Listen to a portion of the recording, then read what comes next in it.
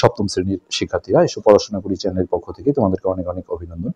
আমরা আজকে 2.3 অনুশীলনী পাঞ্জেরি গাইড থেকে যে সৃজনশীলগুলো করছিলাম তার আমরা 9 নম্বর যে অঙ্কটা রয়েছে আমরা সেই 9 নম্বর অঙ্কটা করছি। তো এখানে উদ্দীপকটা ছিল করিম একটি ছাগল 10% ক্ষতিতে বিক্রয় করলো। যদি 450 টাকা বেশি দামে বিক্রয় করা যেত তাহলে 5% লাভ হতো। তো এই অঙ্কটাই তোমাদের উদাহরণে এই অঙ্কটা ছিল, এটা বিভিন্ন স্কুলে এসছে। তো এখানে আসলে 2.1 2 3 মিলে তিনটা অধ্যায় মিলেই সৃজনশীলগুলো করা। তো এখানে একটা আমরা দেখছি অনুপাতের অঙ্ক, ক অনুপাত খ সমান 2:3 আর খ অনুপাত গ সমান হচ্ছে 4:5 হলে ক অনুপাত খ অনুপাত গ নির্ণয় করো, যেটা আমরা ধারাবাহিক অনুপাত হিসেবে করেছিলাম এর আগেও। হ্যাঁ, তো আগের পার্টগুলো যারা দেখোনি আমরা ভিডিও নিচে প্লে লিস্টের লিঙ্কটা দিয়ে দেবো, সেখান থেকে তোমরা দেখে নেবে। তো আমরা দেওয়া আছে দিয়ে আগে অনুপাতটা তুলে নেব। দেওয়া আছে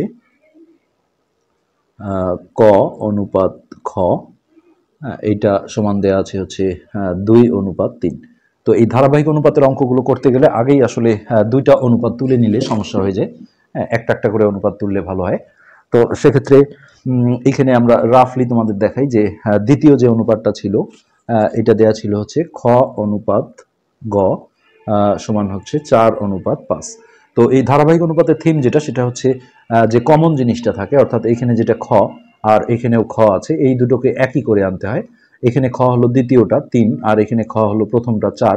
তো এই একই করার সিস্টেম হচ্ছে এখানে যেটা ক্ষয়ের মান অর্থাৎ 4 দিয়ে এই অনুপাতকে গুণ দিতে হয়, আর এই অনুপাতকে গুণ দিতে হয় এই অনুপাতকে গুণ দিতে হয় ওইখানকার ক্ষয়ের মান দিয়ে, আর একে গুণ দিতে হয় এইখানে যে ক্ষয়ের মানটা আছে অর্থাৎ 3 দিয়ে।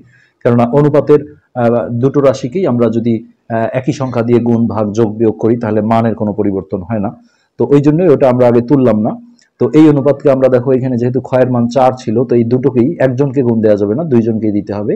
হ্যাঁ, তো এই রাশিটাকেও আমরা 4 দিয়ে গুণ দিলাম, আর গুণনের সময় যে কোনো একটা আগে লেখা যায়। আর এই রাশিটাকেও আমরা 4 দিয়ে গুণ দিলাম। হ্যাঁ, পাশে আমরা লিখে দেব যে 4 দিয়ে গুণ করে। এবার আমরা এটা গুণ করে বসাই, 4 দুগুণে 8 অনুপাত, এটা হবে 3 4 12। এবার আমরা এই সেকেন্ড দ্বিতীয় যে অনুপাতটা আছে সেটা তুলে নেব যে খ অনুপাত গ, এটা ছিল 4:5। তো ওইখানে যে ক্ষয়ের মানটা ছিল অর্থাৎ 3, এই 3 দিয়ে এই দুটোকেই গুণ করতে হবে। তাহলে 4 গুণন 3 ব্র্যাকেট অনুপাত দিয়ে 5 গুণন 3। এইখানে আমরা পাশে লিখে দেব যে 3 দিয়ে গুণ করে, 3 দিয়ে গুণ। তো এবার আমরা গুণ করে এটা বসিয়ে দেব, 3 4 12 আর এটা হবে 3 5 15। এই যে সমস্যাটা ছিল যে এখানে ক্ষয়ের দ্বিতীয় মানটা 12 আর এখানে খ প্রথমটা দেখো এখন একই হয়ে গেছে 12। তো এইটা থেকে এখন আমরা ক অনুপাত খ অনুপাত গ এটা বের করলে এটাকেই বলা হয় ধারাবাহিক অনুপাত। অর্থাৎ ক এখন আমরা নেব এই যে প্রথম যেটা আসছিল অর্থাৎ 8, আর খ এই যে একই হয়ে গেছে 12, এই 12 নেব। হ্যাঁ, আর গ আমরা নেব হচ্ছে 15। এটাই সিম্পলি আমাদের ক নম্বরের উত্তর, এটাকেই বলা হয় ধারাবাহিক অনুপাত। তো এরপর আমরা খ নম্বরটায় ঢুকছি। খ নম্বরটা তোমাদের উদাহরণে যে অঙ্কটা ছিল সেই অঙ্কটাই। তো পার্সেন্ট দিয়ে লাভ ক্ষতি থাকলে আমরা আগেও বলেছি একটা লাইন লিখতে হয়, এখানে 100 টাকাটাকে ক্রয় মূল্য ধরতে হয়। তো 100 টাকা ক্রয় মূল্য হলে 10% ক্ষতিতে বিক্রয় মূল্য, ক্ষতি হলে 100 থেকে বিয়োগ দিতে হয়, আর লাভের সময় 100-র সাথে যোগ করতে হয়। তো আমরা প্রথমে আগে ওই লাইনটা লিখে নিই। আমরা প্রথমেই বলবো 100 টাকা ক্রয় মূল্য হলে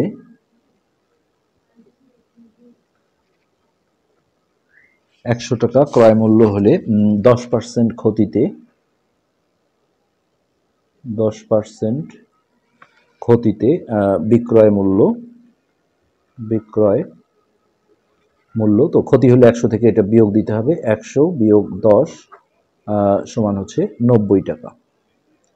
তো এরপরে এখানে একটা লক্ষণীয় বিষয় আছে যে এই জায়গাটায় যে 450 টাকা দেওয়া আছে বিক্রয় মূল্য, এটা কিন্তু বেশি দামে বিক্রয়, অর্থাৎ বেশি বিক্রয় মূল্য। অর্থাৎ একটা জিনিস আমি যদি প্রথমে 5 টাকায় বিক্রি করি এটা একটা বিক্রয় মূল্য, নেক্সট টাইম আমি যদি 60 টাকায় বিক্রি করি তাহলে এটাও একটা বিক্রয় মূল্য। এখন যদি বলি বেশি বিক্রয় মূল্য কত, তাহলে এটা থেকে এটা বিয়োগ করে যেটা আমরা পাবো অর্থাৎ 2 টাকা, এটাকে বলা হয় বেশি বিক্রয় মূল্য। অর্থাৎ দুই বিক্রয় মূল্যের পার্থক্য। কখনো এটা কম বিক্রয় মূল্য হতে পারে, হ্যাঁ, যেমন প্রথমে আমি 60 টাকায় বিক্রি করলাম তাহলে এটা একটা বিক্রয় মূল্য, নেক্সটে আমি যদি 5 টাকায় বিক্রি করি তাহলে এটাও বিক্রয় মূল্য। তো দ্বিতীয় ক্ষেত্রে ওটা দেখতে হয়, দ্বিতীয় ক্ষেত্রে কম বিক্রয় মূল্য কিন্তু সেই 2 টাকায় বিয়োগ করে পাওয়া যায়। অর্থাৎ দুই বিক্রয় মূল্যের পার্থক্য। তো এটার কারণেই আমাদের এখন এই জায়গাটায় কাজ করতে হবে। এইটা আবারও আমরা লিখব যে 100 টাকা ক্রয় মূল্য হলে 100 টাকা ক্রয় মূল্য হলে তো 5% লাভে বিক্রয় মূল্য, 5% লাভে বিক্রয় মূল্য। তো লাভ হলে 100 সাথে যোগ দিতে হয়, সো 100 যোগ 5 সমান হচ্ছে 105 টাকা। তো একটু আগে আমরা এই যে দুই বিক্রয় মূল্যের যেমন বিয়োগ করে বুঝালাম পার্থক্যটা, এটা হলো বেশি বিক্রয় মূল্য। এখানেও আমাদের এই দুই বিক্রয় মূল্য বিয়োগ করতে হবে, বড়টা থেকে ছোটটা। এটাকে আমরা বলবো হচ্ছে বেশি বিক্রয় মূল্য। এই জিনিসটা আগে এইখান থেকে বের করে আনতে হবে। তো বেশি বিক্রয় মূল্য হচ্ছে 105 বিয়োগ 90 টাকা। তো এটা আমরা বিয়োগ করে পাবো 15 টাকা। তো এইটা দিয়ে আমরা সাজাবো। এই অঙ্কে সবসময় ক্রয় মূল্য চাওয়া হয়। তো ক্রয় মূল্য যেহেতু 100 টাকা, তো 15 টাকাটাকে আমরা বাম পাশে লিখবো। এখানে আমরা যদি লিখি যে 15 টাকা বিক্রয় মূল্য হলে ক্রয় মূল্য 100 টাকা, তাহলে কিন্তু অঙ্কটা কাটা দেওয়া হবে, কেননা এটা আসলে বিক্রয় মূল্য না, বেশি বিক্রয় মূল্য।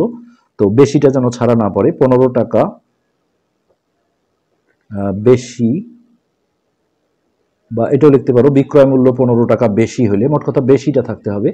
15 টাকা বেশি বিক্রয় মূল্য হলে ক্রয় মূল্য 100 টাকা। তো এইখান থেকে আমরা প্রথমে 1 টাকায় বের করব। 1 টাকা বেশি বিক্রয় মূল্য হলে ক্রয় মূল্য, তাহলে 100 ভাগ 15 টাকা। তারপরে ওই যে অঙ্কে যে বেশি বিক্রয় মূল্য দেওয়া ছিল 450 টাকা, এর সাথে মিলানোর জন্যই আসলে এটা বের করা হয়েছে। তো এটা উপরে দিতে হবে 100 গুণন 450 ভাগ 15। তো এটা আমরা 15 দিয়ে ডাইরেক্ট কাটলে 3 15 45 শূন্য, নিচের একের কোনো দাম নেই, সো এটা গুণ করে দিলে 3000 হবে। এই 3000 টাকাই হচ্ছে আমাদের ক্রয় মূল্য, এবং এটাই আমাদের এই কোশ্চেনের অ্যান্সার। ক্রয় মূল্য 3000 টাকা। সো এখানে আমরা উত্তরটা লিখে দিতে পারবো। তারপর আমরা এটার গ নাম্বারটা দেখব। গ নম্বরে কি চাওয়া হয়েছে, গ। তো গয়ে যেটা বলা হয়েছে সেটা হচ্ছে তিনি ছাগল বিক্রয়ের টাকা 3 পুত্রকে তাদের বয়স অনুপাতে ভাগ করে দিলেন, কে কত টাকা পাবে। তো এইখানে হচ্ছে যে এই যে বয়সগুলো দেওয়া আছে, 3 পুত্রের বয়স 13, 18 আর 6 বছর। এখান থেকে আমরা আগে একটা অনুপাত তৈরি করে নেব। তো এইভাবে আমরা লিখি যে করিমের 3 পুত্রের বয়সের অনুপাত। যেহেতু বয়সের অনুপাতে ভাগ করে দিয়েছে, তাহলে আমাদের এই বয়সটা দিয়ে একটা অনুপাত তৈরি করে নিতে হবে। তো বয়সগুলো ছিল 13, আর অনুপাতে কোনো একক লেখা যায় না, এই কারণে আমরা এখানে বছরটা লিখব না। 13, 8 আর 6। তো এখন আমরা যেটা করব যে এই অনুপাতের রাশিগুলো আমরা যোগ করে নেব, যেহেতু মোট টাকা ভাগ করে দিলে অনুপাতের অঙ্ক এইভাবে করতে হয়। অনুপাতের রাশিগুলোর যোগফল। তো এখানে আমরা এই তিনটা সংখ্যা যোগ করব, 13, 8 আর 6। তো 8 6 14, 15 16 17 7, হাতে 1, তাহলে 27 হচ্ছে এটা।